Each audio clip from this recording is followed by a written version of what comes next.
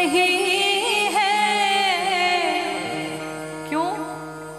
क्योंकि सिर देकर होते हैं सौदे, आशिकी इतनी सस्ती नहीं है। प्रेम करना इतना आसान नहीं है, प्रेम करना बहुत मुश्किल है। प्रेम का नाम ही है त्याग, प्रेम का नाम ही है समर्पण। अच्छा, प्रेम का अर्थ क्या होता है? आजकल लोग प्रेम का अर्थ क्या समझते हैं?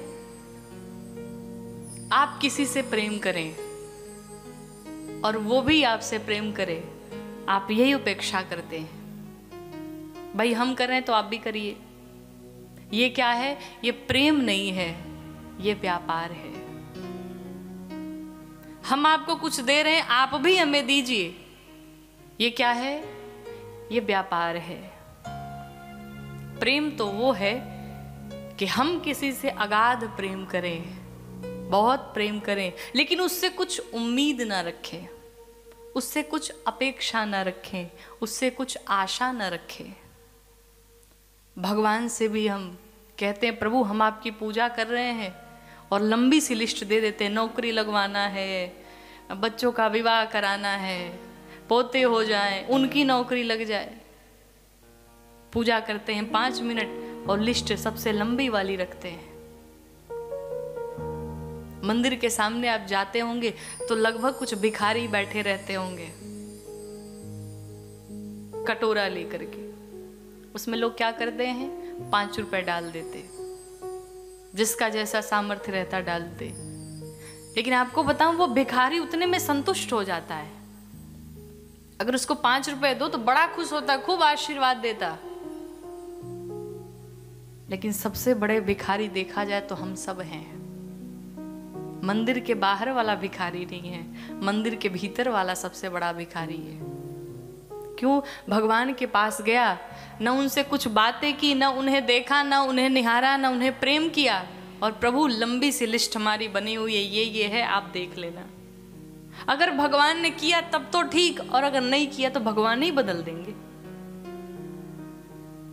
भगवान से बड़ा प्रेम है। हम हनुमान जी को बहुत मानते हैं, बड़ी आस्था है, बड़ा विश्वास है, और अगर हनुमान जी ने 6 महीने में पूरा नहीं किया, महाराज ये तो सुनते नहीं, बदलो इनको। ये कौन सा प्रेम है?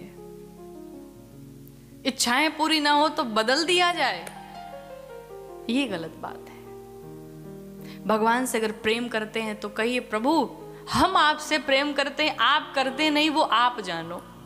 हम अपना कर्तव्य करते हैं, हमें आप पर विश्वास है। अब आप मुझे अपने पास रखो न रखो वो आपकी प्रॉब्लम है। हम तो आपके पास समर्पित हो चुके हैं, सब कुछ मैंने आपको अपना दे दिया है नाथ। अब आप कब मुझे स्वीकार करेंगे, मुझे उस दिन की प्रतीक्षा है। हम तो बस भगवान के श्री चरणों में बैठ करके वही 2 प्रेम के आंसू निकाल दें। और आपको एक बात बताऊं, आंसू वही निकलते हैं जहां पर प्रेम होता है।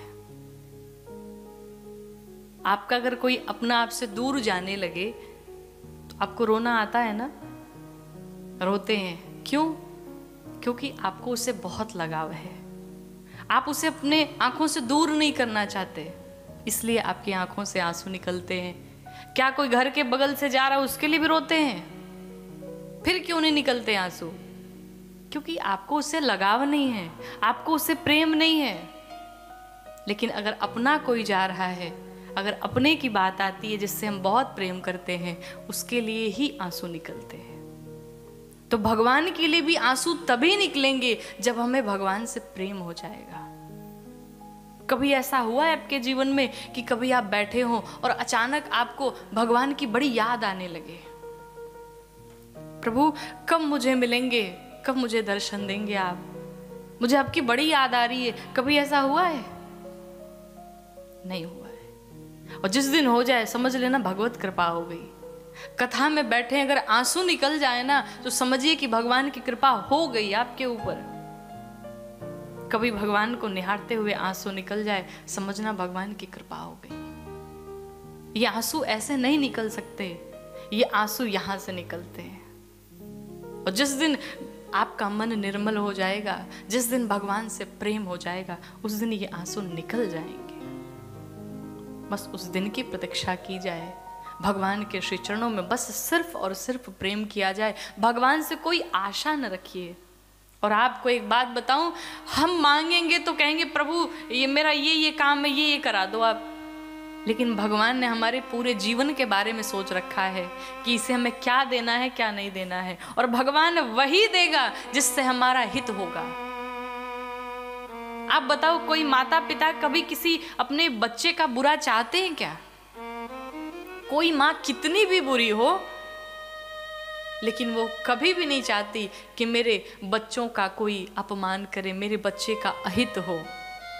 वो सदैव मंगल चाहती है, वो चाहती वो खुश रहे सदैव। हमें वो प्यार करे ना करे, वो खुश रहे।